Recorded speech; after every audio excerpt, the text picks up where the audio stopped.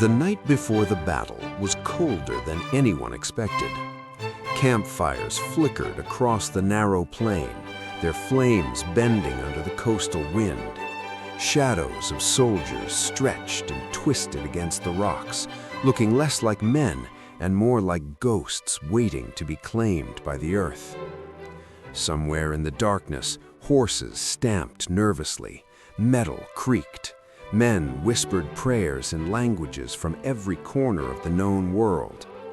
No one slept easily, because everyone knew that when the sun rose, history would either remember them or erase them forever.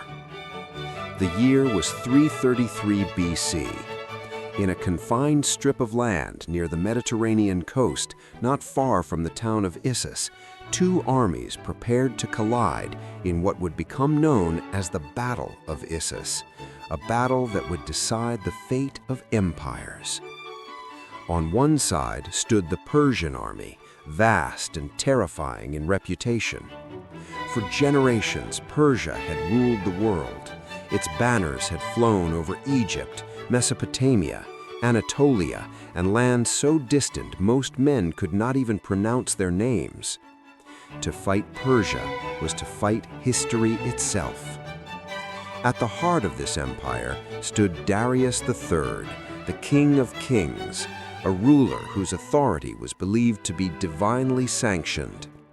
He commanded wealth beyond imagination and armies drawn from dozens of nations: Medes, Persians, Babylonians, Syrians, Bactrians, and hardened Greek mercenaries who sold their swords to the highest bidder.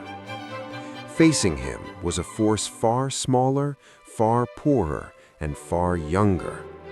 At its head stood Alexander the Great, king of Macedon, not yet 30 years old. To some, he was a reckless invader. To others, a prodigy shaped by ambition and war. To himself, he was something else entirely, an instrument of destiny. Alexander had inherited the Macedonian throne in 336 BC, following the assassination of his father, Philip II. Many believed the kingdom would fracture. Instead, Alexander moved with ruthless speed. Rebellions were crushed. Greece was subdued. The League of Corinth was secured. Then, in 334 BC, he did what no Macedonian king had ever done. He crossed the Hellespont into Asia. The invasion of Persian territory was not supposed to succeed. Alexander brought with him roughly 40,000 men, Macedonian phalangites armed with long sarissas, elite companion cavalry, and allied Greek troops. Against the resources of Persia, it seemed laughable. Yet, victory followed victory. At the Granicus River, Persian satraps were defeated. Asia Minor began to fall like a chain of dominoes. Cities opened their gates, garrisons surrendered. The myth of Persian invincibility began to crack. By the time Alexander marched south along the Mediterranean coast in 333 BC, the Persian court was no longer laughing. Darius decided to act. He gathered an army so large that ancient historians struggled to describe it without exaggeration. Tens of thousands assembled under Persian banners, along with elite cavalry and allied Greek troops. Darius himself would command the army in person, something Persian kings rarely did unless the situation was dire. Confidence filled the Persian camp. Numbers had always decided wars.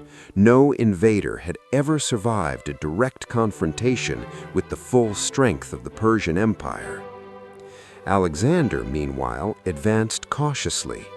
He moved south through Cilicia, intending to secure ports and prevent the Persian navy from threatening his supply lines. He believed Darius was still far away on the open plains. That assumption nearly destroyed him. Darius executed a daring maneuver. Instead of waiting, he marched north through the Amanus Mountains, slipping behind Alexander's army. Persian forces captured the Macedonian sick and wounded left behind at Issus. Alexander's supply lines were severed. For a brief moment, it appeared the young king was trapped, but Alexander reacted instantly. Turning his army around with astonishing speed, he marched back north. Both armies raced toward each other, unknowingly converging on the same narrow coastal plain. When scouts finally brought news that Darius himself was near Issus, Alexander did not retreat. He smiled. The land around Issus was terrible for an army of great size. Mountains pressed close from the east. The Mediterranean Sea blocked movement to the west. The Panaris River cut across the battlefield, forming a natural obstacle. There was no room to maneuver, no space to deploy massive numbers effectively. Where Darius saw confinement, Alexander saw opportunity. At dawn, both armies formed for battle.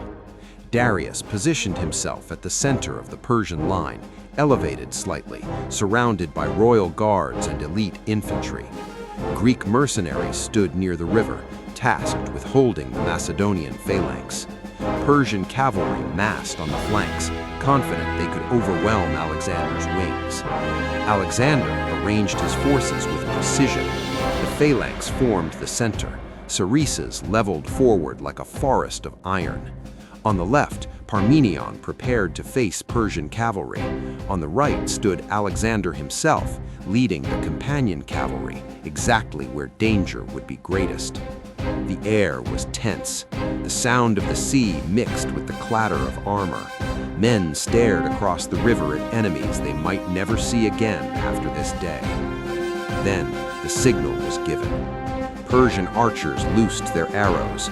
The sky darkened as shafts fell toward the Macedonian line. Drums thundered. The Macedonian phalanx advanced, stepping into the Panaris River as water surged around their legs. The crossing was chaos. The bank reach was steep. Men slipped on stones. Shields collided violently. Greek mercenaries surged forward, hacking at Macedonian ranks with disciplined ferocity. Sarissas snapped. Soldiers screamed as they were dragged under the water. For a moment, the Macedonian center faltered.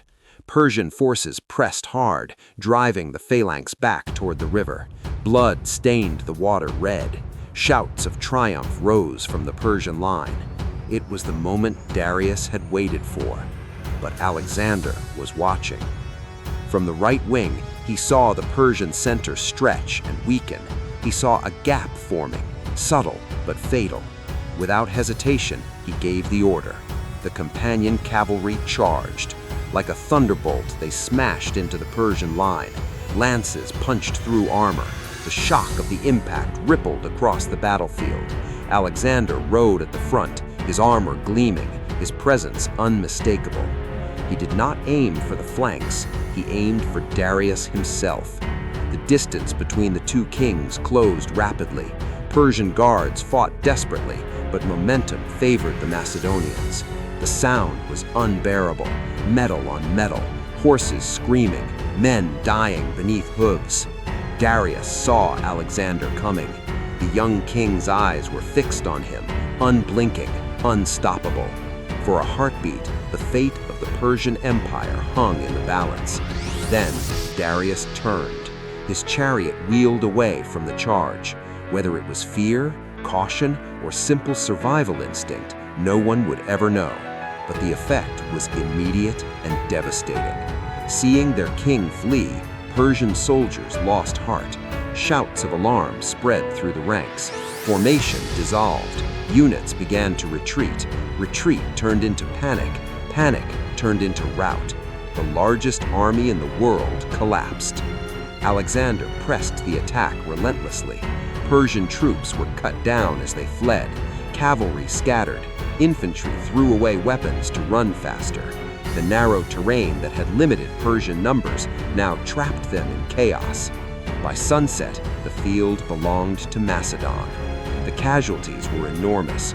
Persian losses numbered in the tens of thousands.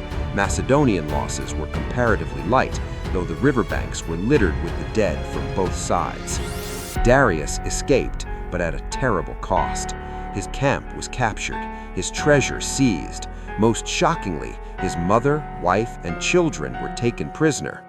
Instead of humiliating them, Alexander treated them with respect, ensuring their safety and dignity. The gesture echoed across the ancient world, enhancing Alexander's reputation not just as a conqueror, but as a king. The consequences of Issus were immediate and irreversible. Phoenician cities fell one by one. Tyre would soon face a brutal siege. Egypt surrendered without resistance, welcoming Alexander as liberator and crowning him pharaoh. The myth of Persian invincibility was dead. Darius would raise another army. He would challenge Alexander again, but the psychological wound inflicted at Issus never healed. The world had seen the impossible. The young king with a smaller army had broken the spine of the greatest empire on earth.